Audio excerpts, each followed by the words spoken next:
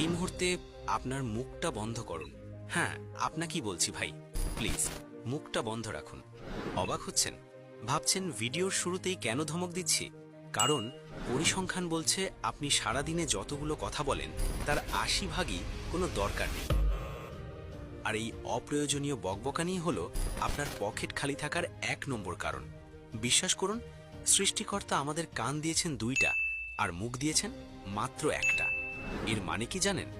এর মানে হলো আমাদের শোনা উচিত দ্বিগুণ আর কথা বলা উচিত অর্ধেক। কিন্তু আমরা কি করি?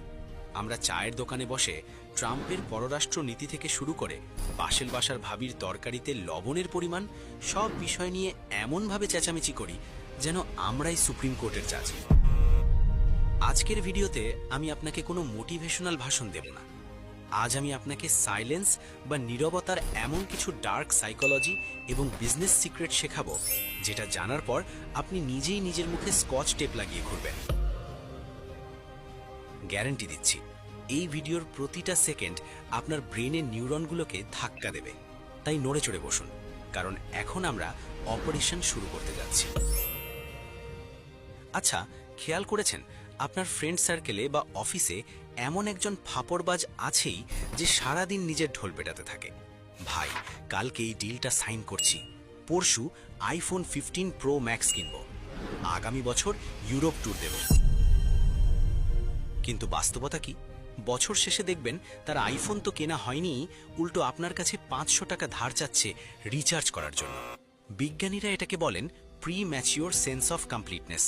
সহজ বাংলা, আপনি যখন আপনার স্বপ্নের কথা বা ফিউচার প্ল্যান মানুষকে বলে দেন, তখন আপনার মস্তিষ্কে ডোপামিন হরমোন রিলিজ হয়, যার ফলে মস্তিষ্ক এক ধরনের মিথ্যা তৃপ্তি পায়। ব্রেন মনে করে কাজটা বুঝি হয়েই গেছে, ফলে আপনার কাজের প্রতি আগ্রহ বা জেদ কমে যায়।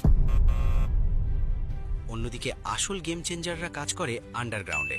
তারা জানে সাকসেস নিডস প্রাইভেসি। খেয়াল করে দেখবেন, বনের রাজা সিংহ যখন শিকার ধরে তখন সে গর্জন করে না, সে একদম নিঃশব্দে ঘাসের সাথে মিশে গিয়ে ফোকাস করে। আর যখন সে লাফ দেয় তখন শিকারের বাঁচার কোনো উপায় থাকে না। আপনাকে হতে হবে সেই সিংহের মতো, কুকুরের মতো ঘেউ ঘেউ করে এলাকা গরম করে লাভ নেই, কামড়টা দিতে হবে নীরবে।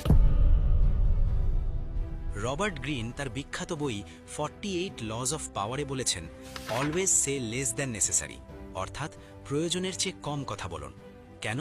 কারণ আপনি যত বেশি কথা বলবেন, আপনার সাধারণ হওয়ার সম্ভাবনা তত বেড়ে যাবে। আর আপনি যত চুপ থাকবেন, আপনাকে তত রহস্যময় এবং পাওয়ারফুল মনে হবে। ধরুন আপনি একটা বিয়ে বাড়িতে গেছেন, সেখানে সবাই